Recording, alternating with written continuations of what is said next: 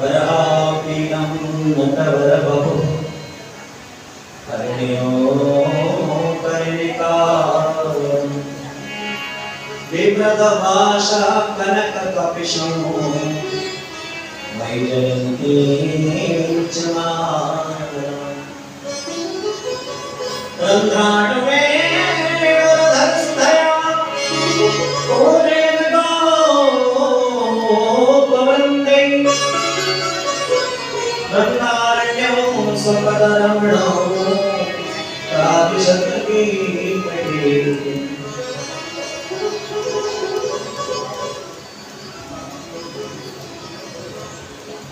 ऐसा श्लोक बैठो गीता से सुखदेव जी महाराज ने श्रवण किया। श्रवण करते ही आंख खुली और आंख खोल करके कहा भैया इतना क्यों बोलते हो, आगे क्यों नहीं बोलते।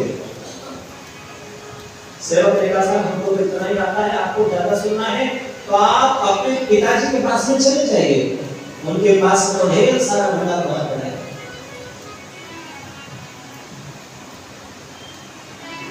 फिर मन में विचार किया कोई सुंदर होगा तो अपने लिए हमें क्या लेना देना। फिर वापस समाधि में बैठ गए। सेवक ने सारा वृत्तांत जाकर के सुनाया, गुरुदेव आपके पुत्र की समाधि तो खुली लेकिन वापस फिर लग गई। व्यास महाराज सोचने लगे जब हमने मुरी को पकड़ लिया तो हाथ भी पकड़ लेंगे। पहले तो भगवान की सुंदरता का वर्णन था, अब की बार भगवान का कृपालुता का वर्णन का श्लोक रटाया और सेवक ने जाकर के वहां गाना शुरू कर दिया। अहो बकीय स्तनकाल कूटम जिघांसया पाययदाप्यसाधनीं लेभे गतिं धातृचितां ततोऽन्यं कम्बादयालुं शरणं व्रजेम। ओहो पूतना जैसी पुरटा नारी अपने स्तनों में कालकूट मिश्रा का करके आई भगवान को मारने के लिए। गोस्वामी तुलसीदास जी महाराज ने कहा है रामचरितमानस जन्य गुण प्रभु के न हो न काहू दीन बंधु अति मृदुल स्वभाव।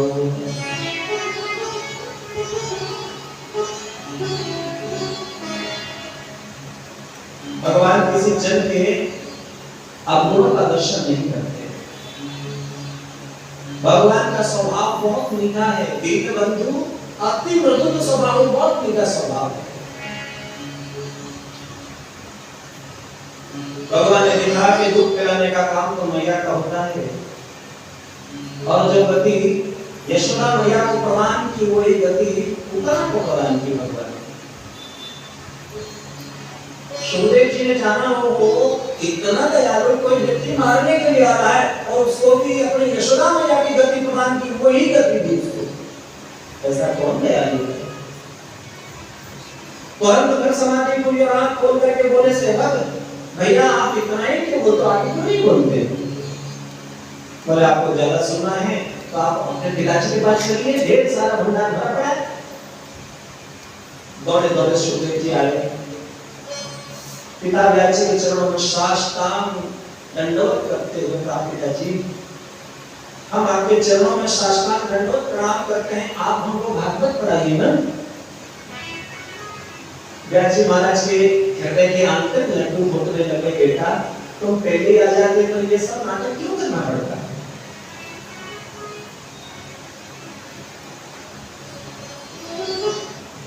सुखदेव जी ने कहा आप हमें भागवत पढ़ाने पिताजी। व्यास जी ने कहा मैं भागवत पढ़ाने के पूर्व बेटा पहले वेदांत पढ़ने की आवश्यकता होती है। तो सुखदेव जी ने कहा कि आप मुझे वेदांत पढ़ाइए। बोले वेदांत मैं नहीं पढ़ूंगा, वेदांत पढ़ने के लिए तुम्हें जनक जी महाराज के पास जाना पड़ेगा।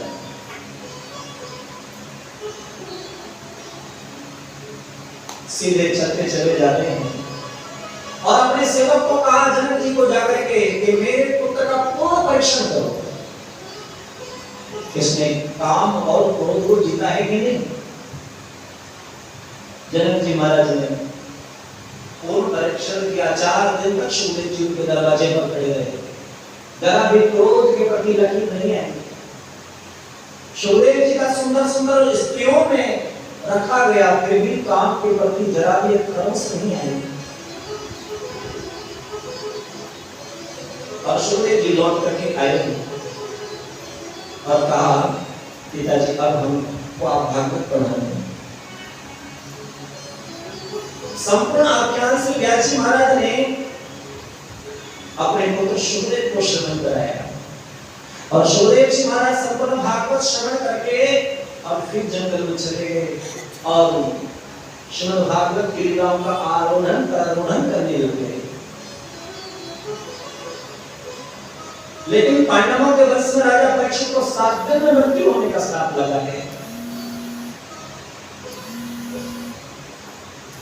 सुखदेव जी महाराज ने श्रीमद् भागवत का ऐसा मधुर आख्यान श्रवण कराया जो राजा परीक्षित को 7 दिन में ही मोक्ष की प्राप्ति हो गई। बोले महाराज कैसे? बोले बात ये है, जब महाभारत युद्ध हुआ, कौरव और पांडवों में जब झगड़ा हुआ, भीम के हाथों एक एक करके सब कौरव मारे जाने लगे। एक गदा ऐसी दुर्योधन की जंघा पर मारी जो दुर्योधन भी असहाय होकर के जमीन पर गिर गया और पांडव लोग यहां से चले गए। पीछे से इनका दुर्योधन का मित्र अश्वत्थामा आया। अश्वत्थामा ने ऐसी दशा देखी, पूछा मित्र ये दशा तुम्हारी किसने की है? दुर्योधन ने कहा कि मैंने आज तक तुमसे मांगा ही नहीं,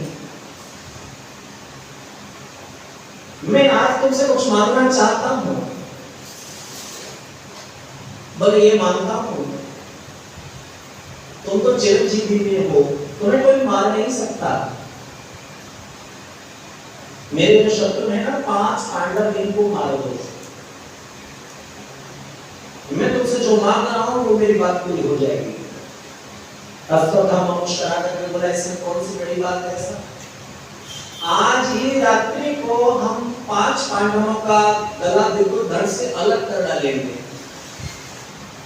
तुमने जो मांगा है बात पूरी हो जाएगी। तुरंत नंगी तलवार लेकर के जहां 5 पांडव सोते हैं उधर चल पड़ा। अर्धरात्रि है, अंधेरी रात है, लेकिन हमारे संत जन कहते हैं जिसके रक्षक स्वयं भगवान है उसको कौन मार सकता है? जाको राखे साइया मार सके ना कोई, बाल न बाका कर सके जो जग में हो। अजी मारने की बात तो दूर रही, हमारे शरीर के बाल को बाका में टेढ़ा नहीं कर सकता जब तक गोविंद की इच्छा नहीं। राघव ठाकुर द्वारिकाधीश चिंता में पड़े हुए हैं, करूं तो आखिर क्या करूं? अर्जुन ने देखा कि द्वारिकाधीश दाएं बाएं घूम रहे हैं। अर्जुन ने कहा, द्वारिकाधीश क्या नींद नहीं आई? भगवान ने कहा, तुम्हें आती है, हमको क्यों नहीं आएगी सब? अरे क्यों? अरे पूरे जीवन की बागडोरी हमने आपके हाथों में सौंप दी है, जीत की सब आपकी होगी, हार भी आपकी होनी है, जो कुछ होगा सब आपका होगा, हमें क्या लेना देना? हम तो तांडवट्टा सोने की, हमको क्या बात की चिंता? भगवान बोले ये मजाक का समय नहीं है, बात मानोगे तो हाँ बोलिए। तुम्हारे अन्य भाग्य हैं, उनको जगाओ, एक साथ लेकर के आओ। अर्जुन भगवान की बात मान करके दौड़े गए, अपने चारों भाइयों को जगाया और जगा करके पांचों के पांचों ठाकुर द्वारिकाधीश के साथ में चल पड़े। अश्वत्थामा ने नंगी तलवार हाथ में है, आवेश में, क्रोध में, रात्रि है, देखा नहीं। जब 5 पांडव सोते हैं उसी जगह पर आज 5 पांडवों के पुत्र सोए हैं और वो भी पांडवों के समान ही है। और पांचों का गला काट करके झोली में मुंडों को डाल करके अश्वत्थामा के पास पहुंचा। मित्र तूने बहुत छोटी सी बात मानी हमसे मांगी कि उसको हमने पूरा कर दिया। दुर्योधन को विश्वास नहीं होता। दुर्योधन ने कहा मित्र क्या प्रमाण है तूने 5 पांडवों को समाप्त कर दिया? बोले मित्र के ऊपर विश्वास करते हो, हमको पता था इसलिए तो हम अपनी झोली में मुंडों को धारण करके आए हैं। लेटे लेटे दुर्योधन ने मुंडों को दबा दबा करके देखा, समझ गए मित्र तुमने अर्थ का बिल्कुल अनर्थ कर दिया। ये 5 पांडवों के मुंडे नहीं है, 5 पांडवों के 5 पुत्र हैं। अब हमारे वंश में कोई पानी देने वाला विशेष नहीं है। अरे मेरा झगड़ा तो इन 5 पांडवों से था, इन बच्चों से था, थोड़ी था ये तो मेरे प्यारे के लाडले। अब हमारे वंश में हमें कोई पानी भी नहीं देगा। इनकी माता जो द्रौपदी है ना, बिलक बिलक करके फूट करके रो रही होगी। यह माता द्रौपदी ने शरण किया कि मेरे 5 पुत्रों को मार डाला। द्रौपदी रो रही है। माता शिशूना निधनो सुतानां निशम्य घोरं परिताप्यमाना।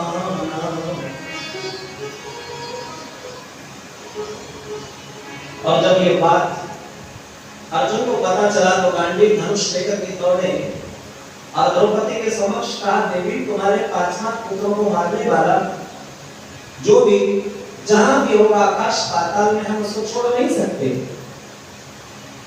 और अश्वत्थामा के आश्रम की ओर दौड़े। अश्वत्थामा ने देखा कि अर्जुन यहाँ भी नहीं छोड़ेंगे तो आश्रम छोड़कर भी भाग निकले।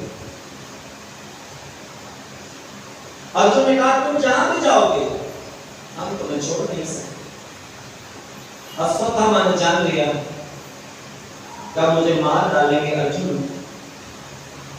तुरंत उन्होंने ब्रह्मास्त्र लिया, ब्रह्मास्त्र को अभिमंत्रित किया और अभिमंत्रित करके अर्जुन के ऊपर छोड़ दिया। अर्जुन की ओर झपकी हुई आग जैसे ही झपकी अर्जुन समझ नहीं पाए कि क्या है। तुरंत द्वारिकाधीश का स्मरण किया। कृष्ण कृष्ण महाबाहो भक्तानां भयंकरं त्वमेको दैवमानानां अपवर्गो संसते। कन्हैया मेरी रक्षा करो, ये ब्रह्मास्त्र जला करके मुझे नष्ट कर डालेगा।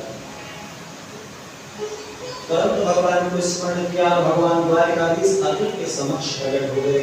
बोलो द्वारिकाधीश भगवान की जय। भगवान प्रकट हुए और कहा भगवान ने अर्जुन देखो हमारे पांव में कभी-कभी कांटा लग जाता है तो एक कांटे को निकालने के लिए दूसरे कांटे की आवश्यकता हुआ करती है। कभी-कभी हमारे शरीर में कोई रोग हो जाता है, उस रोग की दवा कभी विष की दवा में शीरी हुआ करती है। जानते हो ये क्या है? ये ब्रह्मास्त्र है। और उस ब्रह्मास्त्र को अश्वत्थामा चलाना तो जानते ही पर लौट डालना नहीं जानते। तुम तो चलाना भी जानते हो और लौट डालना भी तुम्हें आता है। इसलिए ब्रह्मास्त्र को प्रणाम करो।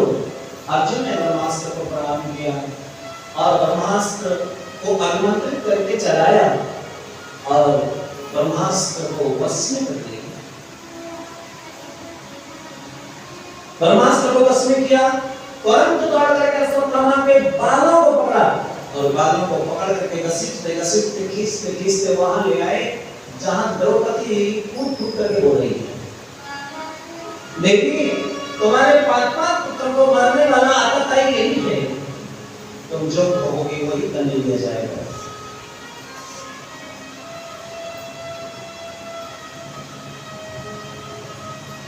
निंदनीय कार्य करने के कारण अश्वत्थामा के नेत्र नीचे हैं शर्म के कारण अर्जुन की दृष्टि धर्मराज युधिष्ठिर अपने भाई के ऊपर गई। भाई जी आप बताइए क्या करना चाहिए इसका। धर्मराज युधिष्ठिर ने कहा भैया देख लो धर्मशास्त्रों में जैसा हो वैसा ही करना, कहीं कोई गड़बड़ न हो जाए। भीम भैया को पूछा भाई जी आप बताओ क्या करना चाहिए इसका। भीम भैया ने कहा अर्जुन तुम मारो नहीं, गदा लेकर के मैं इसकी चटनी के देता हूं। नकुल सहदेव को पूछा भाई जी क्या करना चाहिए। नकुल सहदेव बोले महाराज भगवान भैया इसको तो मारना ही चाहिए। सही उत्तर कहीं से प्राप्त नहीं हुआ। सबसे दृष्टि हट करके द्वारिकाधीश के ऊपर पड़ी अर्जुन की। भगवान बिल्कुल एक कोने में शांति से खड़े हैं, मन में विचार कर रहे हैं हमने कोई ना बोले तो हम चुप बोले लोग बता देंगे। अर्जुन ने कहा द्वारिकाधीश आप क्यों नहीं बोलते, क्या करना चाहिए।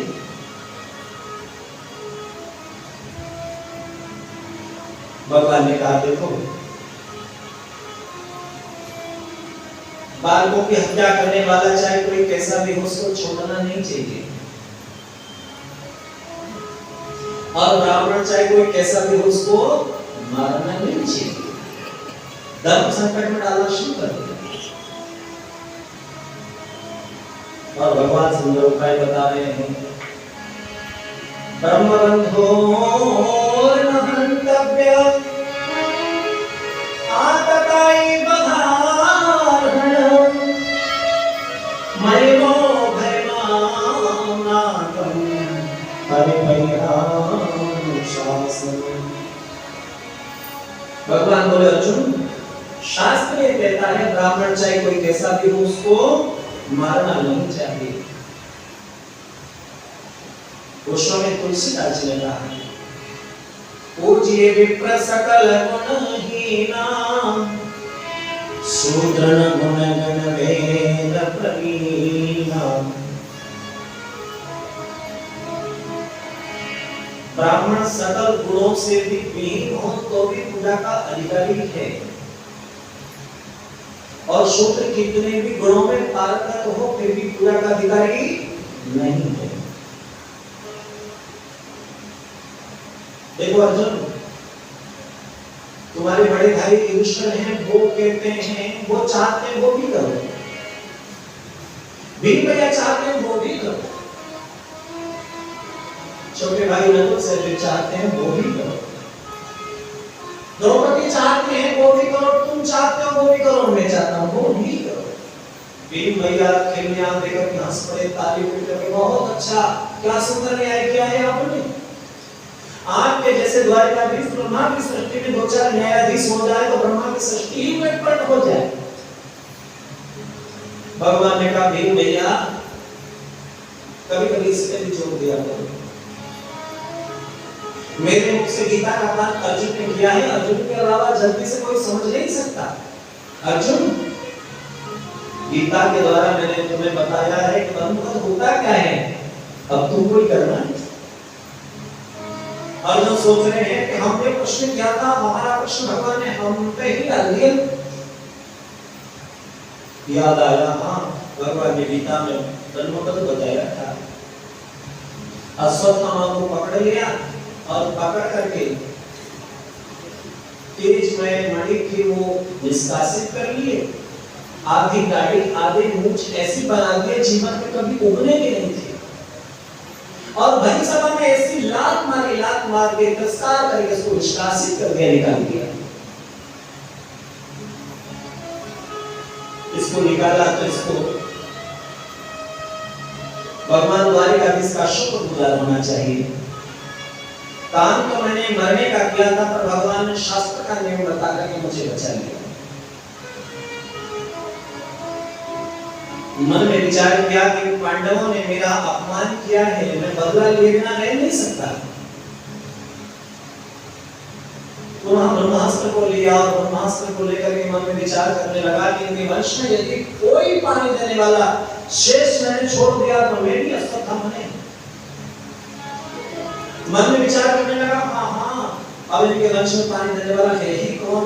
जो 5 पांडवों के पुत्र थे वो मेरे हाथों मारे गए। अभिमन्यु जो था वो चक्रव्यूह की लड़ाई में मारा गया, उनके वंश में कोई पानी देने वाला भी नहीं है। फिर थोड़ी देर बाद विचार आया, हाँ अभिमन्यु की विधवा पत्नी है ना, उत्तरा उसके गर्भ में के बारे में, अब उस बालक को भी समाप्त कर देता हूं, जिनके वंश में कोई पानी देने वाला नहीं है। ब्रह्मास्त्र को लिया, अभिमंत्रित किया और अभिमंत्रित करके छोड़ दिया। और यहाँ भगवान द्वारिकाधीश की शोभा यात्रा जाने वाली है। भगवान रथ में बैठ गए हैं, लगाम को हिलाया है, घोड़े चल पड़े हैं। इधर उत्तरा की ओर जगती हुई आग जगती चली आ रही है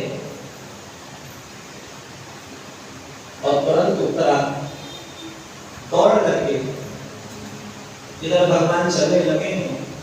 दौड़ी दौड़ी गर्भवती उत्तरा भगवान के चरणों में चल करके आई और भगवान का रथ जिधर से गुजर रहा है उसके सामने साष्टांग लौट गई, प्रणाम किया और कहते हैं, पाहि पाहि महायोगिन देव देव जगत्पते नान्यं तद्भयं पश्ये यत्र मृत्युः परस्परम्। हे केशव मेरी रक्षा करो, अग्नि जलती हुई मेरे ओर आ रही है, मुझे मेरे मरने और जीने की परवाह नहीं है, परवाह है तो आपकी। कैसे? लोग कहेंगे जिनके रक्षक द्वारिकाधीश थे उनके होते हुए भी पांडवों के वंश में कोई पानी देने वाला शिष्य नहीं था। आपकी मजाक पड़ेगी, आपकी खिल्ली होगी महाराज। और बार बार भगवान के चरणों में प्रणाम करते हैं, हे यादव रुक तो जाओ, जाने वाले रुक जाओ, हे यादव रुक तो जाओ, जाने वाले रुक जाओ, हे यादव रुक तो जाओ, जाने वाले रुक जाओ, हे यादव रुक तो जाओ, जाने वाले रुक जाओ, ये नमस्कार ले जाओ, जाने वाले रुक जाओ, ये नमस्कार सब गाओ प्रेम से, जाने वाले रुक जाओ, ओ भार हरण यादों गगन, ओ भार हरण यादों गगन, ओ भार हरण यादों गगन, ओ भार हरण यादों गगन, अवतार में बहु दीन तरन, अवतार है प्रभु दीन तरन, अवतार में बहु दीन तरन, अवतार है प्रभु दीन तरन, निज कीर्ति बढ़ा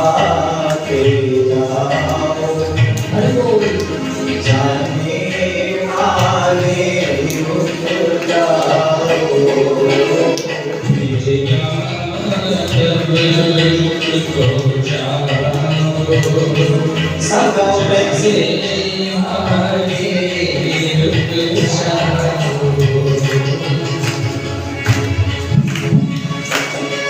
प्रेम से तालियों की सेवा करें सब लोग।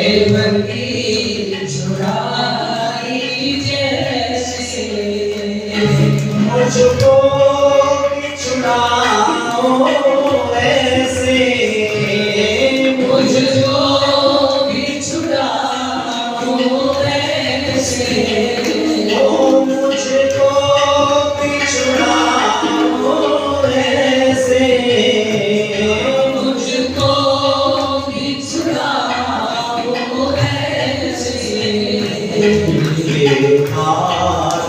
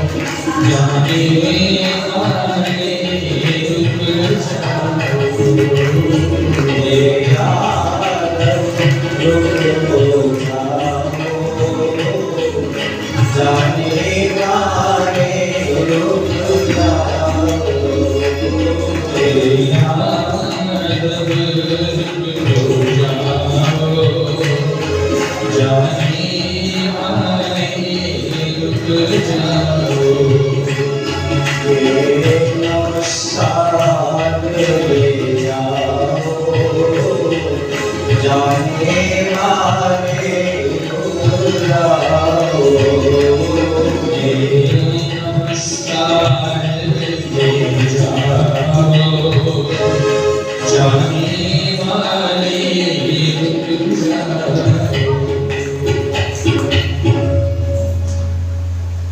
हे यादव कुल में हो प्रकट होने वाले कन्हैया